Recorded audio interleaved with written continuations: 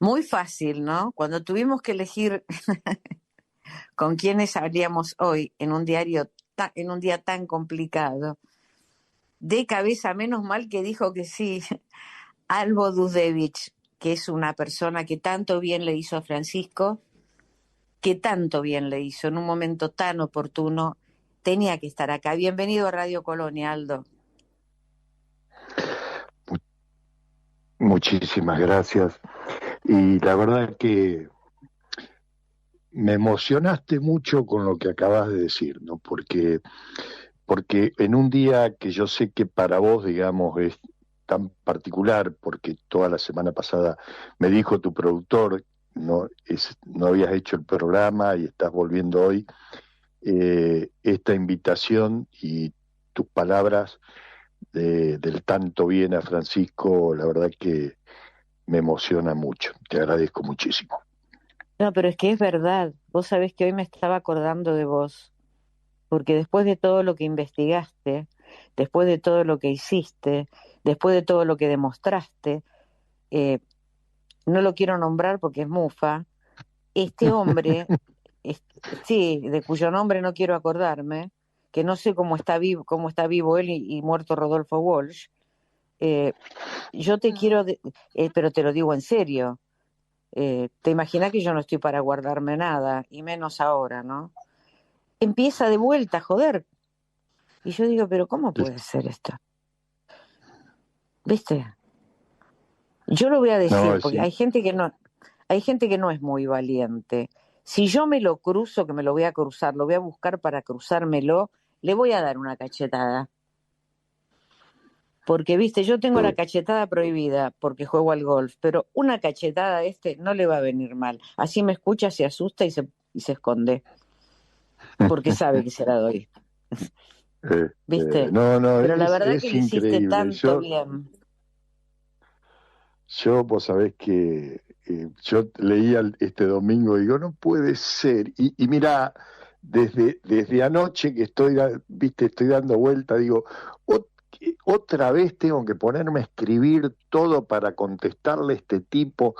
Digo, no, no puede ser, ¿no? Es una cosa, y además es no respetar el duelo de millones de personas, porque bueno, a ver, está bien, eh, vos tenés una diferencia, crees en algo que esa persona, pero no sé, hay un minuto en la vida, un espacio, hay un tiempo para cada cosa, y en este momento, digamos, de duelo mundial, donde todos estamos reflexionando, tener que volver a insistir y plantarte, ¿no? Con las mismas mentiras que dijiste. Además, digo que cada vez va reculando en su mensaje, porque el mensaje que hizo este domingo este señor, claro, yo vine repitiendo toda la semana por distintos medios, me llamaron de todas las radios, de radio y televisión italiana, de la española.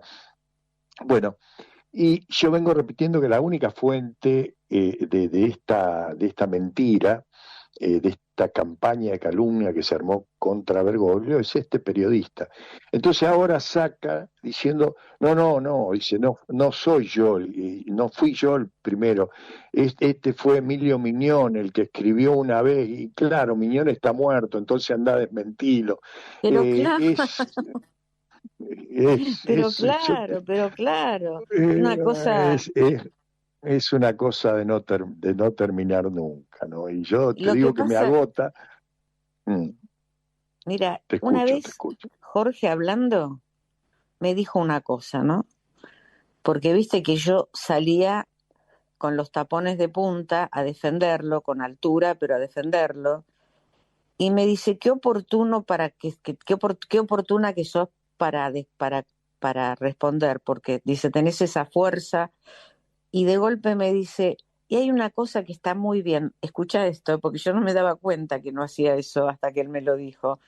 Me dice, Alicia, vos haces una cosa que está bien. ¿Qué? Dice, las injurias no se contestan. Y vos no las contestás. Yo no me di cuenta de eso, ¿eh? porque las infamias y las injurias no hay que contestarlas. Y entonces a este tipo no hay que contestarle más, ¿me entendés?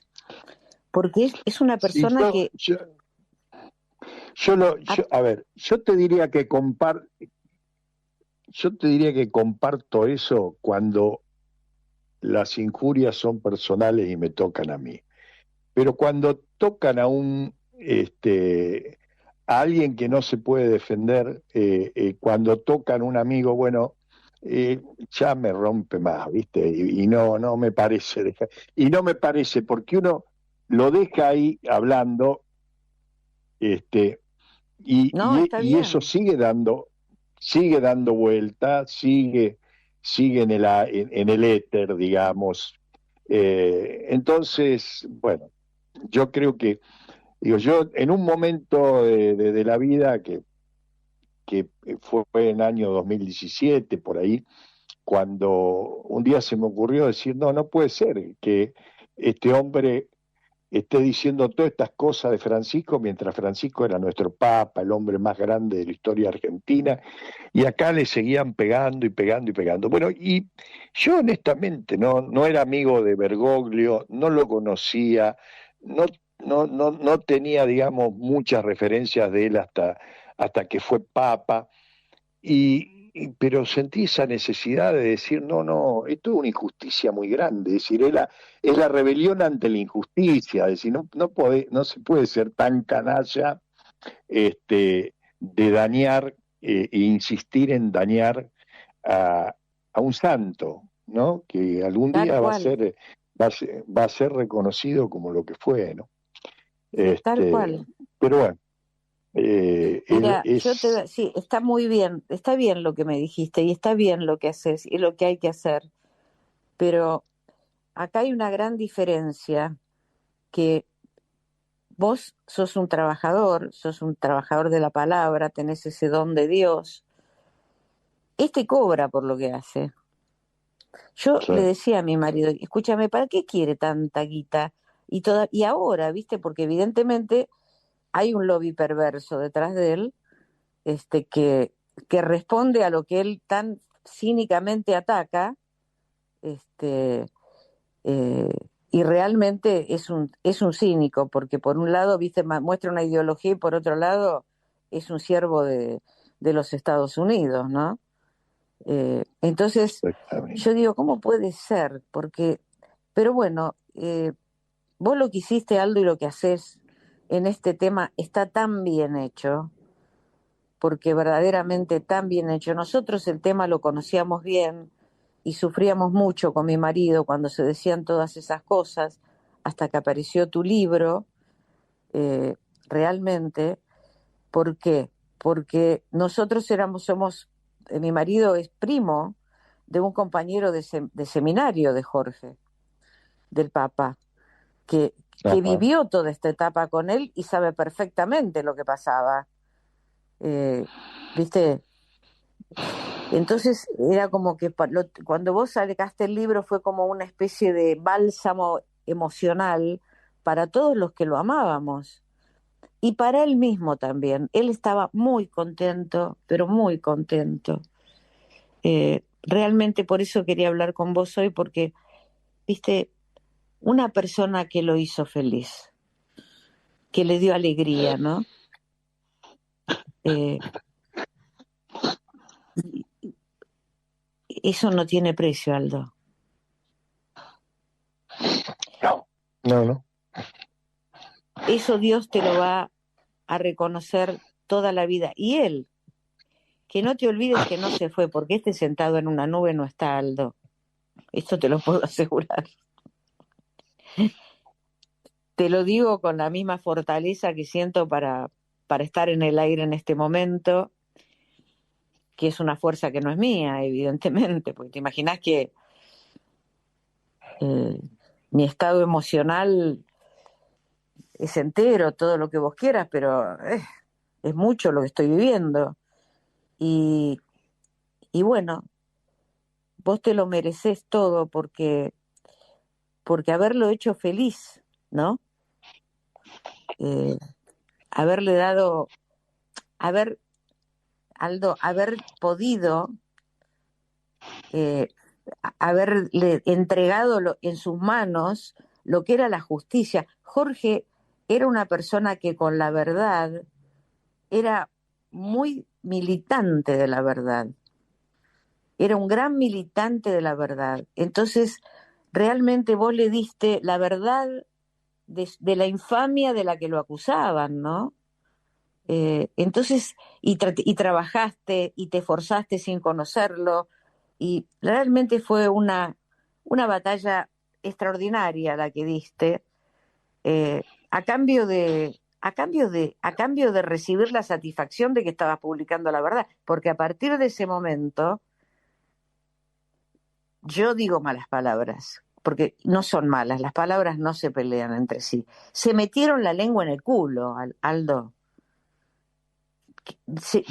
Dejaste sin palabras a todos estos difamadores, ¿viste? Eh, y que bien merecido se lo tenían. Porque, a ver, yo me acuerdo cuando salió tu libro, ¿no? Que estaba todo el mundo hablando de eso. Lo demás fue silencio, Aldo.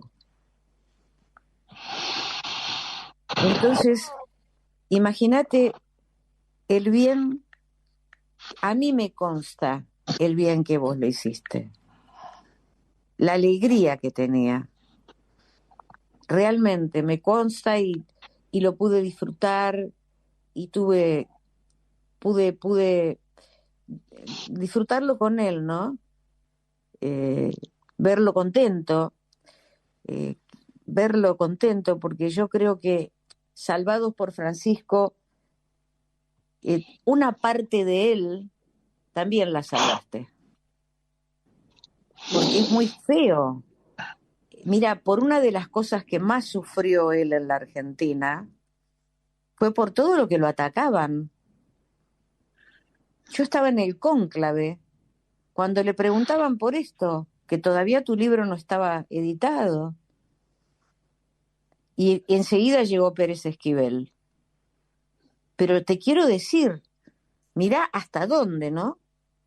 Eh, realmente yo te lo agradezco, ¿sabes, Aldo? Te lo agradezco. ¿Él qué te dijo? No sé, no sé. Eh, yo, eh, yo cuando, yo soy de la a ver, ahora que respiro, déjame respirar un minuto. Yo soy de la escuela de la escuela donde los hombres no lloran y en este momento me está costando hablar con vos, ¿sí? Por todo lo que dijiste. Eh, cuando yo le llevé el libro, le puse como dedicatoria, le pido perdón en nombre de los argentinos por no haber hecho esto antes, porque era en 2019 que yo publiqué el libro y ya habían pasado muchos años y esto había seguido dando vuelta y produciéndole daño y dolor. Y yo percibí eso, ¿no? Cuando hablé con él. Y, y realmente yo digo, tampoco fue nada tan extraordinario, porque yo no hice nada extraordinario. Había que, había que ponerse a juntar la información y los testimonios que ya estaban, que se habían dado, pero claro que estaban sueltos, a buscar algunos más, a ordenarlos. Tampoco hice nada extraordinario, pero alguien lo tenía que hacer, digo, alguien tenía que hacer en Argentina esto, no se podía, era una infamia permitir que con cosas tan,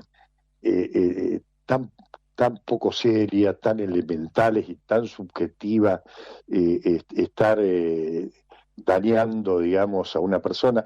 Y cuál, digamos, cuál era el problema de todo esto? Es que él nunca había querido defenderse, él nunca había querido contar qué es lo que había hecho en verdad. Este, ni siquiera mía. Yo siempre lo vengo contando estos días, ¿no? Que cuando yo hablo con él le pregunto por uno de los casos que no tenía el nombre de esa persona, una de las personas a las cuales él salvó, y le pregunto si, a ver, que me diera un dato, a ver si tenía algún dato de quién se lo había enviado para. Y él me dice, no, no, dice, yo sé exactamente quién es, pero no se lo voy a decir a usted. Y ¿por qué no me lo? Digo, yo ya sabía por qué no me lo iba a decir. Y él entonces me dice, no, esa persona se comunicó conmigo, habló, estuvo acá, me escribió todo, pero esa persona no lo quiere hacer público. Y si él no lo hace público, yo no lo voy a hacer público. Mira, Yo, yo digo, yo si a esta persona, yo lo agarraría el cogote y lo cagaría a cachetada, porque vos no podés, este hombre arriesgó su vida por vos, y vos sos un infame que en este momento en que lo están bastardeando, acusando, no levantar la mano y salir a hablar y decir, como salieron un montón más, como salió, espontáneamente salieron muchos de los 25 testimonios que yo tengo, que yo digamos que fui juntando porque estaban en distintos lugares, pero de gente que habló espontáneamente diciendo lo están acusando de algo que no tiene nada que ver cuando en mi caso este hombre hizo esto, y contaban toda esa historia, de cómo lo salvó, de cómo se arriesgó. Este, eh, yo tengo el testimonio vivo de Gonzalo Mosca, que es un uruguayo, y él dice, cuando me llevaba en su auto esa noche y íbamos esquivando controles policiales, o sea, y me llevaba escondido atrás diciendo que no mire dónde íbamos a ir, dónde me iba a esconder. Dice, yo me preguntaba para mis adentros, este curita sabrá lo que está haciendo, sabrá en la que se está metiendo. Claro, el otro era un militante que estaba militante de izquierda que lo habían ido a buscar en su casa en Uruguay y se vino a la Argentina, cruzó el charco y lo fueron a buscar en su casa acá y finalmente a través de un hermano que era sacerdote logra dar con Bergoglio y Bergoglio le organiza todo para que pueda escapar de la Argentina de Iguazú y digo, y ese, claro, él sabía los riesgos que se estaban corriendo y se preguntaba, dice, pero que me lleva en el auto, ¿sabrá lo que se está exponiendo? Y digo, pero estas cosas, y estos días me puse a pensar, eh, a ver, ¿cuántas historias de estas conocemos en Argentina? Y entonces ayer levanté el teléfono y hablé porque tengo muchos amigos, mucha gente conocida que fue al exilio, que eran militantes. Entonces levanté el teléfono y hablé con uno de ellos. Le digo, decime una cosa, vos cómo fue cómo te rajaste, cómo escapaste, quién te ayudó. Dice, no, dice, llamé por teléfono a un tío mío, este, que me alcanzó un dinero, dice, y me dejó en Plaza Francia, me dejó tirado ahí a las 6 de la mañana y yo me fui hasta el buquebús y ahí tomé el buquebús para cruzar, dice, con un miedo tremendo que crucé a Uruguay y después de ahí, bueno, tomé un vuelo a Brasil y le digo, ¿y conocés alguna historia? ¿Cómo salieron los que él estuvo, un hombre que estuvo en el exilio muchos años en España? ¿Y cómo salieron? Todos salieron igual, dice. No, y digo, alguien que lo. No, nadie tenía quien te ayudara, salvo un familiar muy cercano. Nadie tenía. Nadie, nadie en Argentina eh, tomaba este riesgo eh, eh, gratuitamente por gente que no conocía, que no tenía nada que ver que no tenía nada que ver con su ideología política. Que era gente, había muchos entre los testimonios míos, sí, hay gente que era sacerdote, que eran seminaristas, pero tengo muchos otros testimonios que son gente de izquierda, el caso de uno que me causó a mí mucha gracia porque cuando me está contando, me está relatando, dice: Jorge nos había escondido en un lugar y entonces nosotros teníamos que ir todos los domingos a una parroquia, a misa, dice, y ahí íbamos que el cura nos daba la galletita, la hostia, le digo. A ver, tan ateo era esa persona, que ni siquiera sabía que Que era la hostia, la hostia, claro, ¿no? Pero, digo, es una claro. persona, Armando Liscano, vive en Suecia en este momento. Eh, si esto refleja, digo, esto refleja qué clase, a quién estaba ayudando, a quién estaba ayudando una persona, a tal punto no tenía nada que ver con la iglesia que ni siquiera sabía que había, que eso que él No recibía era en la misa no era una eh, galletita. no era una galletita, ¿viste? Vos Digo, sabés y, que bueno, sí, entonces, es increíble, sí, ¿no? Es extraordinario lo que me contás, porque, por ejemplo, a mí me consta que en circunstancias diferentes después ha ayudado, que yo nunca lo pude contar, a gente que estaba perseguida por el narcotráfico acá, la ha ayudado a salir de la Argentina y la han mandado a conventos en algunos lugares del mundo. A mí me consta eso, y yo los he instado a que lo cuenten, ¿no? Ahora, claro, porque ahora lo pueden contar. Pero él tenía ese claro, perfil. Mira, muchas veces me contaba, era el estilo de él en el 2001, cuando fue todo ese quilombo terrible. ¿Qué hace en la catedral? Abre la puerta. Y a la gente que estaba en la puerta, caída, hecha mierda, la hacía entrar. Entonces los curaba, los ayudaba, así como te lo estoy contando. Y a mí me lo claro. contaba eso, me lo relataba, o sea que era. Por eso te digo que a mí me pasó una cosa y yo lo creo, ¿no? A mí alguien me habló del camino de Maús hace poco. Yo no sabía lo del camino de Maús. Porque tengo mucha fe, todo lo que quieras, pero no he sido una gran lectora de la Biblia. Ahora me agarro por la Biblia. Entonces busco el camino de la Maús y ahí me entero cómo había aparecido Bergoglio. Se lo pude contar, gracias a Dios, esto.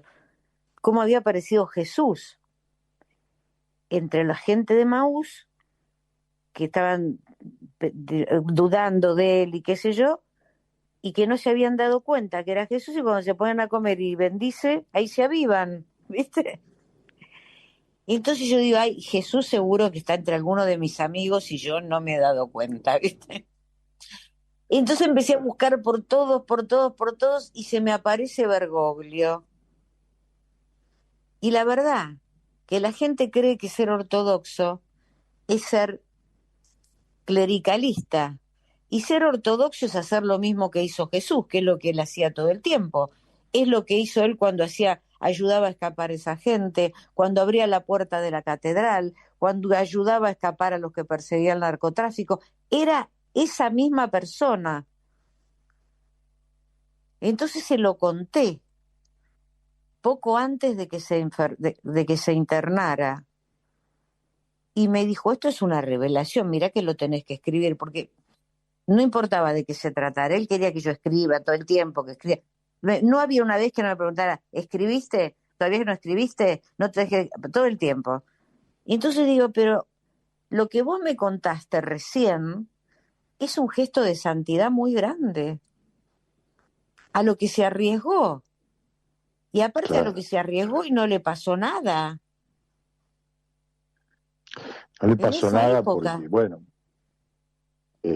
seguramente, digamos, tenía, tenía varios ángeles de la guardia y varios Espíritus Santos cuidándolo, porque yo esto se lo dije a él cuando hablé con él la primera vez y le dije, mire, yo que conozco la historia de cerca, porque claro, para el común de la gente, no, hay cosas que si no se conoce el contexto en el cual se vivía, cómo vivimos aquellos que teníamos algún tipo de militancia en esa época. Y yo le digo a él, digo, mire, a mi juicio, usted actuó irresponsablemente. Digo, porque Aristóteles dice que el valor es el justo término entre la temeridad, que es el loco que se tira al agua sin saber nadar y se pone en riesgo él y todos los que lo van a salvar, ¿no? Y la cobardía, que es la... Hola, hola. Ay, se cortó, qué lástima. Qué macana. Hola, ¿me escuchás? Hola, hola. ¿Me escuchás?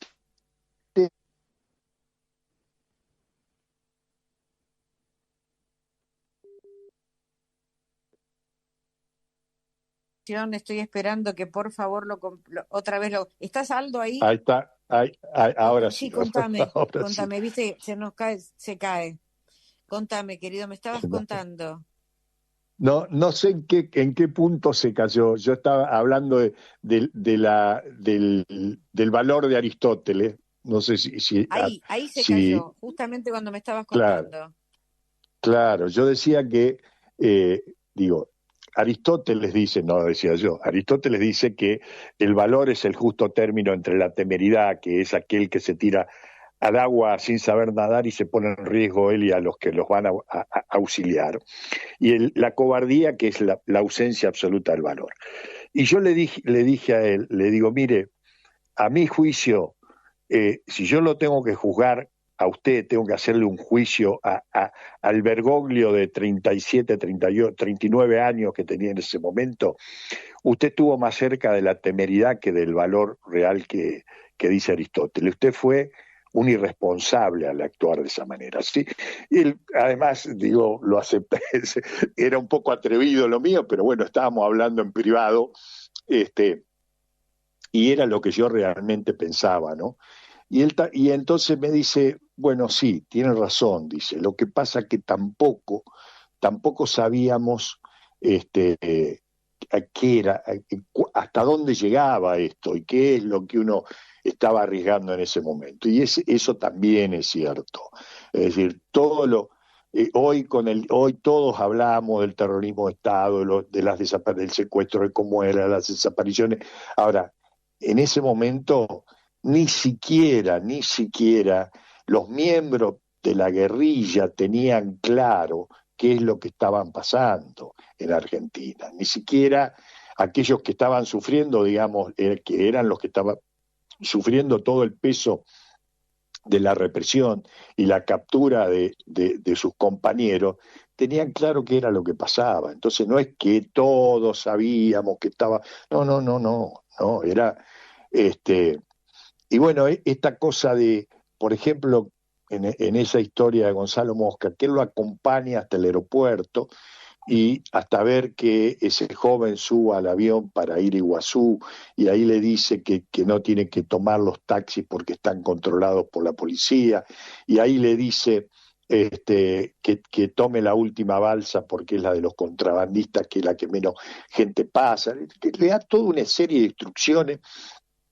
eh, y, y en ese momento Aeroparque era un lugar absolutamente, claro, nos venimos a enterar ahora, digo, con todas las historias que uno va conociendo, permanentemente controlado por lo que se llamaba, por lo que eran los marcadores, que eran jóvenes que habían sido secuestrados, torturados, y los llevaban a esos lugares para que detecten o vean o se expongan ante alguno que pudieran conocer, ¿no? Y bueno, todas esas cosas pasaban en esa época que además uno por ahí no las sabía o algunos intuíamos que podían pasar esas cosas. Y en medio de ese clima, este hombre estaba arriesgando permanentemente su vida, su seguridad y la de la gente que tenía alrededor, ¿no?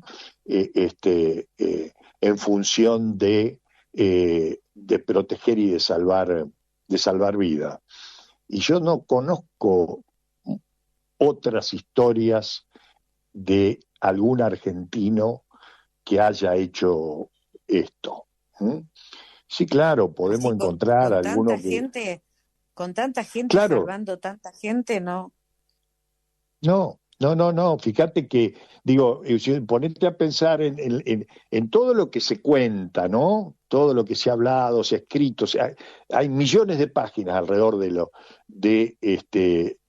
lo que ha sido la dictadura y yo te diría que he leído por lo menos el 90% de las cosas que se han escrito. Y yo no recuerdo, no encuentro un ejemplo de alguien que diga, no, 25 casos, como, no, 5 casos, 6 casos, viste, no era así, no era así, era todo lo contrario. Este muchacho que me contaba ayer me dice, mira, yo estaba oculto en una casa en Santa Fe y a esa persona le secuestran a la hija. Y entonces esa persona, en la casa que yo estaba escondido, negocia con la policía entregarme a mí para que le liberen a la hija. Y si yo me avivo Ah, antes, salgo mira. corriendo. Esto, así se vivía, así se vivía. Entonces, ¿quién? Digo, porque, viste, acá está todo muy romantizado, viste, todos se sienten héroes de una guerra que nunca, en la cual no participaron y no pelearon y no saben lo que, este, y, pero cuando uno indaga en cuál fue la realidad de ese momento, y donde este muchacho, que ya no es ningún muchacho, es un hombre grande como yo, y dice, no, dice, yo cuando leí en la organización que decía que si mataban al 90% y quedaba el 10%, dice, entonces íbamos a triunfar, pues pertenecía a la organización Montoneros, ese muchacho. Dice, ahí yo decidí irme porque dije, yo estoy dentro del 90% que van a matar. Yo dije, no, Claro. de acá me voy, de acá me voy. Ahora, a- esa persona, ese joven, que al tiempo tendría 19, 20 años, su tío, digamos, ni siquiera su padre se acercó a protegerlo. Un tío con quien le habló por teléfono y el tío fue como que le dejó la plata y salió corriendo. ¿Mm? Y le dijo, arreglate. Pero así, esta es digamos, la verdadera historia. ¿Mm?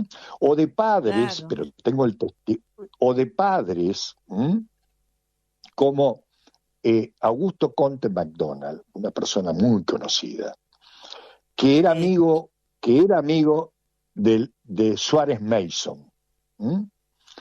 Y a su hijo lo habían ido a detener, en un momento lo habían ido a detener. Entonces él habla con su hijo y dice, no, no puede ser, vamos a hablar con mi amigo que es Suárez Mason, para clarificar esto. Y va con su hijo a verlo a Suárez Mason. Y este bestia asesino le dice, quédese tranquilo, ya está todo aclarado. Bueno, váyase nomás, pero que se quede el pibe un rato más, así terminamos de hacer los papeles. Y el padre se fue y el chico quedó, y el chico no volvió nunca más. Y Augusto Conte MacDonald terminó suicidado. ¿Mm? Mira. Y esto no lo puede, esto es una historia que está contada por él. Entonces, digo, estas son, en ese clima se vivía. Primero un clima de que nadie sabía, fíjate vos, nadie sabía qué era lo que pasaba y con qué estabas tratando. ¿Mm? Porque un papá que iba y no sé, creyendo, digamos, que iba a hablar con un militar y diciéndole, che, mirá que mi hijo no tiene nada que ver y creyendo que lo iba a convencer y en realidad lo que terminó haciendo era entregarle a su hijo a la represión para que lo maten. ¿Mm? Qué Este, bárbaro. digo, digo, estas son las historias que no se conocen. ¿Mm? Porque mucha gente, porque son dolorosas, porque cuestan, porque, la historia de las miserias, de los dolores, de las cosas que se hicieron para salvar la vida. ¿Mm?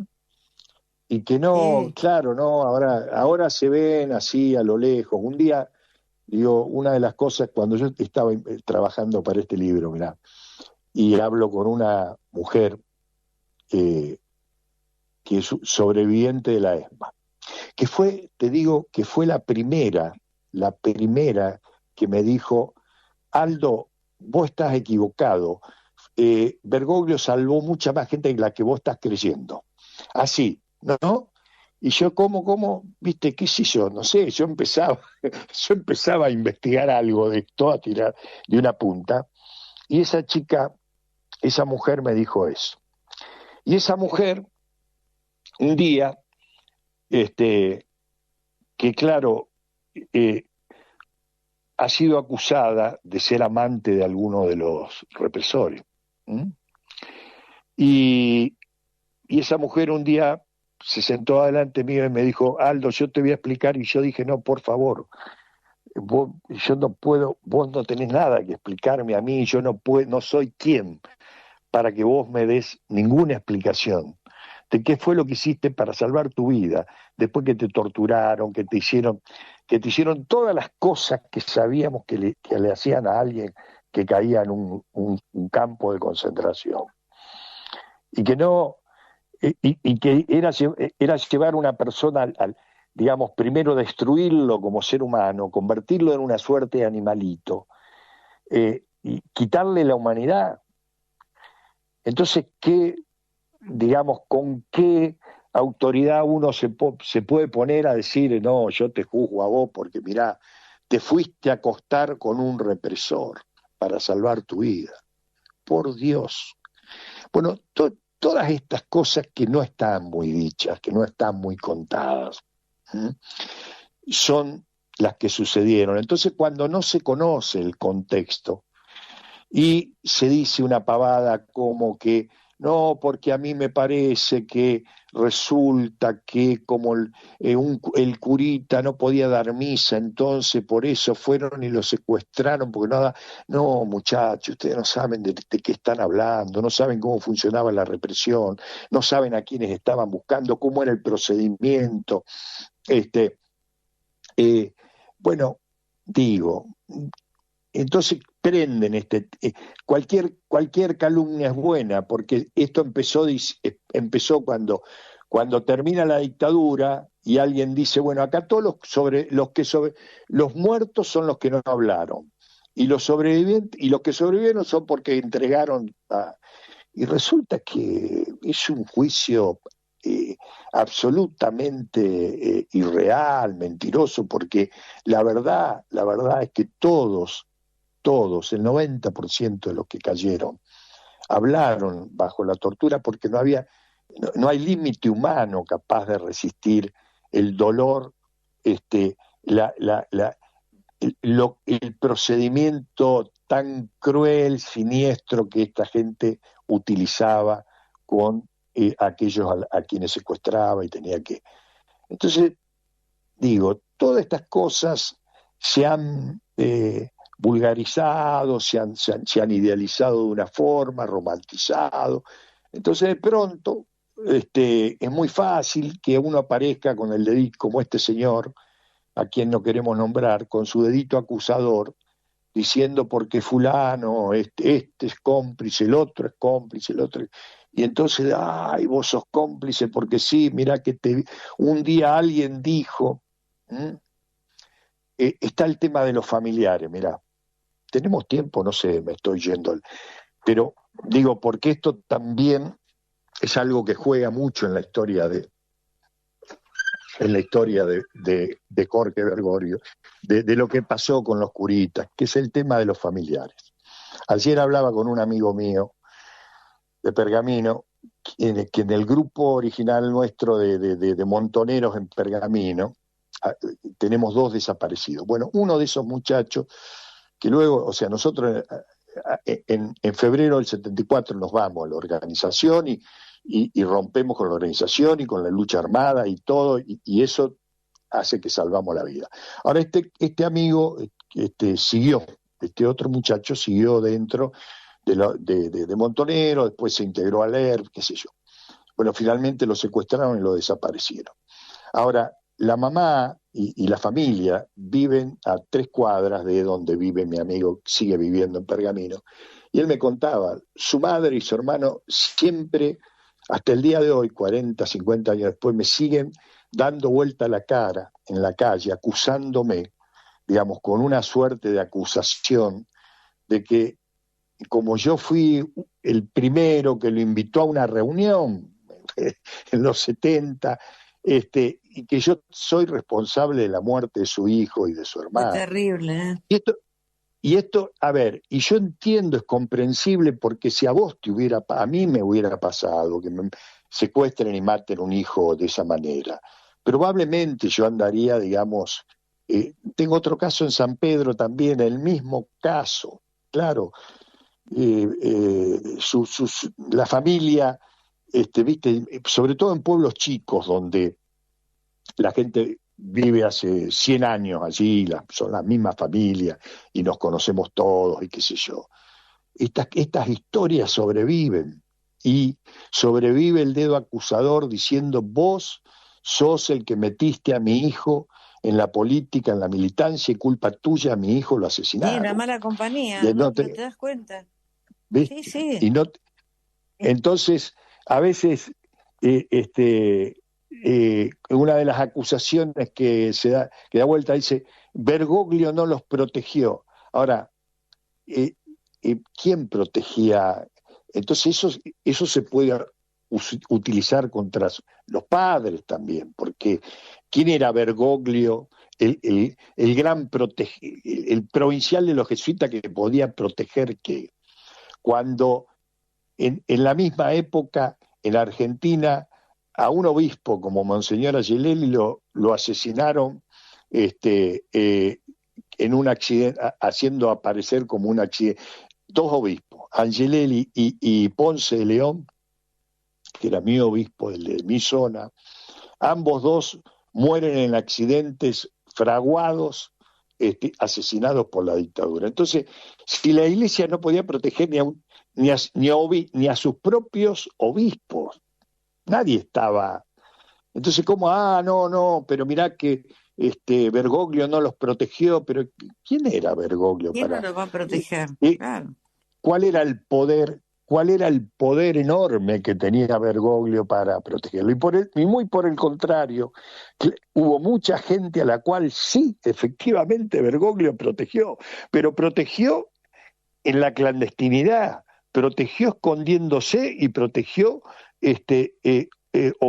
por supuesto, a espaldas de la represión, y protegió hasta donde, y hizo, por eso digo, hizo muchísimo más de lo que cualquiera de nosotros hubiera hecho, Y de lo no, y que aparte te cualquiera de digo una nosotros. cosa, era un curita. A ver, Era un curita, era un curita que ¿viste? no, viste, era un pibe. A ver, veo hoy un chico, un muchacho de 39 años, viste, y haciendo Claro, todo pero esto, y además lo hacía. te digo Mm, una cosa, tenía una sabiduría del disimulo que yo no le he conocido a nadie. ¿Viste? claro, que esa es la otra parte, que yo por ahí lo puse, tampoco lo desarrollé mucho, pero una de las historias más conocidas en el mundo es la historia, la famosa lista de Schindler. ¿Mm? ¿Quién era Schindler? Un industrial alemán. Ahora, es que salvó miles de judíos y que los judíos le dieron la medalla de los justos, digamos.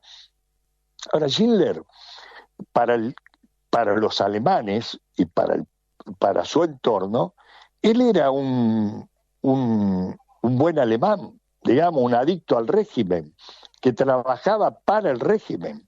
Y eso fue lo que ese encubrimiento de su personalidad, fue lo que le permitió a Schindler, bueno, tener una lista de 1.000 y no sé cuánto personas salvadas.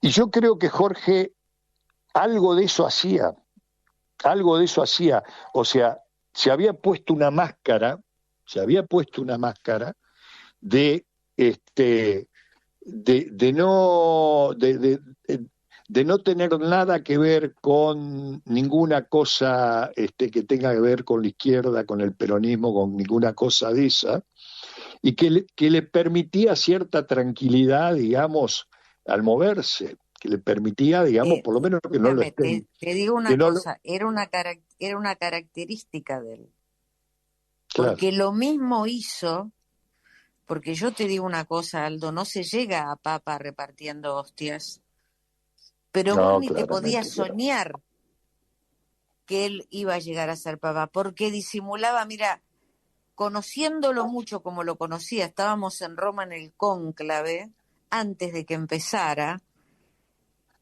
y él había exagerado tanto su bajo perfil que sale para la Capilla Sixtina con un sobre todo que le tapaba todo hasta el fondo, casi se le veían 3, 4 botoncitos rojos de la sotana, no llevaba el solideo, iba con el, con la valija de colegio. En ese momento yo sentí, este va a ser papa. Ser Entonces, papa.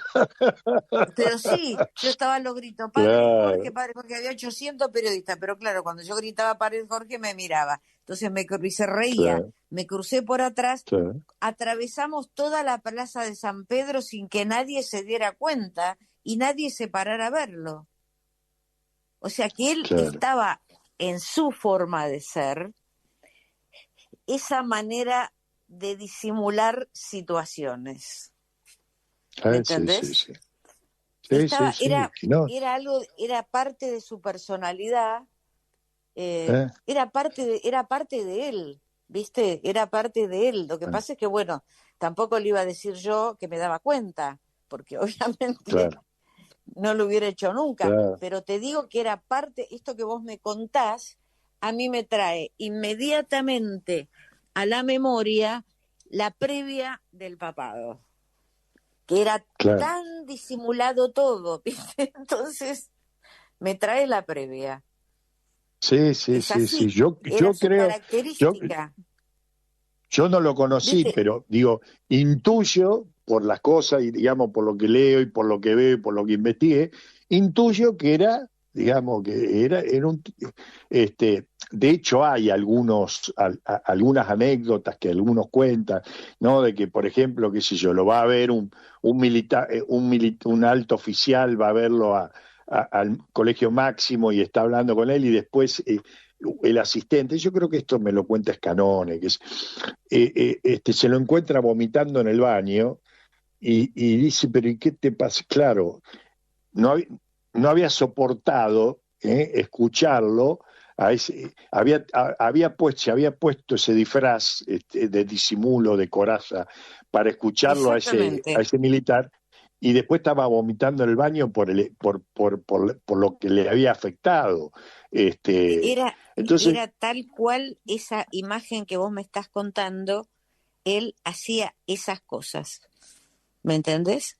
Un día sí, sí, estábamos y yo le estaba contando una historia que estaba viviendo, muy triste, muy fuerte, y que tenía que ver con una injusticia de los jueces muy grande y de una persona muy allegada a mí que iba, o sea, la habían condenado. Y en un momento le digo, ¿qué te pasa que estás con ese gesto? Me dice, Alicia, con lo que me estás contando. Pero, viste, evidentemente él era así. Después lo soltaba por otro lado, pero era así. claro, claro. ¿Me Sí, sí, entendés? sí, Él era sí, sí. así. Querido Aldo, gracias por haberme hecho la pata. No, querida Alicia, yo digo, aquellos que nos están escuchando no saben que nunca nos hemos visto. Mira, te acabo de conocer el otro día.